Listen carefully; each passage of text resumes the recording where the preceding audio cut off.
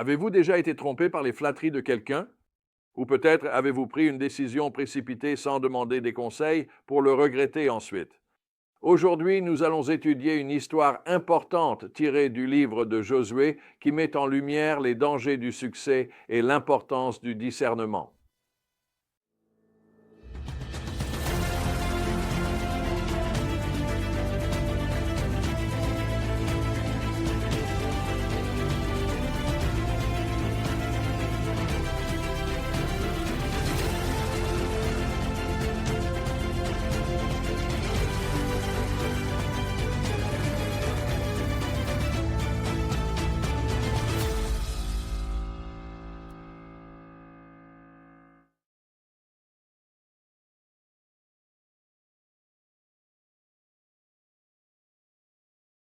La vérité clé aujourd'hui est la suivante. Même dans la victoire, nous devons rester vigilants, rechercher la sagesse de Dieu et faire preuve de discernement dans nos relations avec les autres.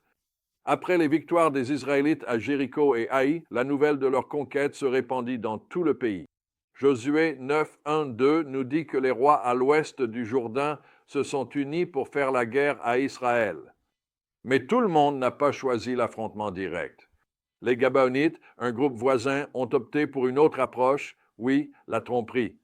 La stratégie des Gabaonites était astucieuse. Ils se sont déguisés en voyageurs venus d'un pays lointain, portant des vêtements et des sandales usés et transportant du pain sec et moisi. Dans Josué 9, 6, ils sont venus vers Josué et les Israélites en disant « Nous venons d'un pays lointain et faites alliance avec nous. » Leur flatterie était subtile mais efficace. Ils ont loué la renommée du Dieu d'Israël et raconté ses puissants exploits. Tout semblait parfait, mais c'est là que les choses ont mal tourné.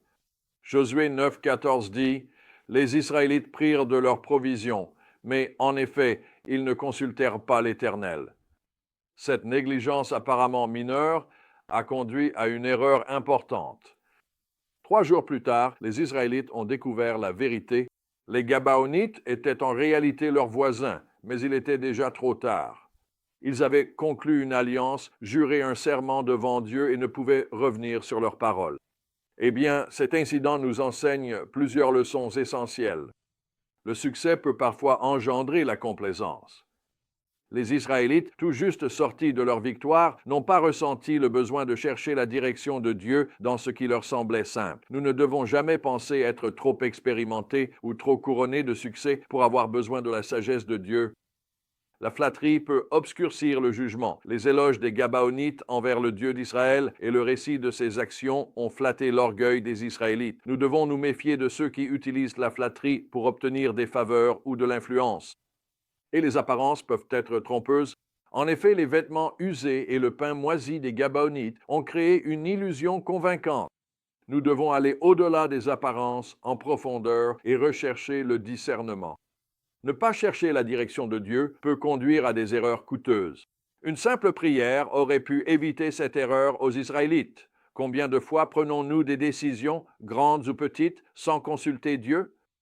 Malgré ce revers, la réaction de Josué nous offre un modèle sur la façon de gérer de telles situations. Il a affronté la tromperie de front. Josué 9, 22 dit « Josué fit appeler les Gabaonites et leur dit « Pourquoi nous avez-vous trompés ?» Il n'a pas ignoré le problème ni fait semblant qu'il n'existait pas. Il a tenu sa parole même si elle avait été donnée sous de faux prétextes. Cela témoigne de l'intégrité et du caractère de Josué. Même lorsque nous avons eu tort, nous devrions nous efforcer d'honorer nos engagements. Il a trouvé un moyen de tourner la situation à l'avantage d'Israël. Les Gabaonites furent faits bûcherons et porteurs d'eau pour l'assemblée à l'autel du Seigneur. Josué n'a pas laissé cette erreur faire dérailler le plan de Dieu, mais a trouvé un moyen de l'intégrer. L'histoire ne s'arrête pas là. Au chapitre 10, nous voyons que l'alliance des Gabaonites avec Israël les a mis en conflit avec d'autres rois cananéens. Quand ces rois ont attaqué Gabaon, les Gabaonites ont appelé Josué à l'aide. Cela a conduit à l'une des batailles les plus célèbres de la Bible, où Dieu a fait que le soleil s'arrête pour donner à Israël plus de temps pour vaincre ses ennemis. Ce retournement de situation nous montre comment Dieu peut agir même à travers nos erreurs. Ce qui avait commencé par une tromperie est véritablement devenu une occasion pour Dieu de manifester sa puissance d'une manière sans précédent. Le passage de Deutéronome 21-22 jusqu'au chapitre 23 donne un contexte aux actions de Josué après la bataille lorsqu'il a pendu les rois vaincus à des poteaux, mais les a descendus avant le coucher du soleil. Cela démontre l'obéissance de Josué à la loi de Dieu, même dans l'euphorie de la victoire. Mais qu'est-ce que tout cela signifie pour nous aujourd'hui? Permettez-moi de partager une réflexion personnelle. L'un de mes plus grands points faibles est le discernement. Quand on me dit quelque chose, j'ai tendance à le prendre au pied de la lettre. J'apprends que je dois exercer davantage de discernement dans mes relations avec les gens, surtout à mesure que Dieu accorde du succès dans le ministère.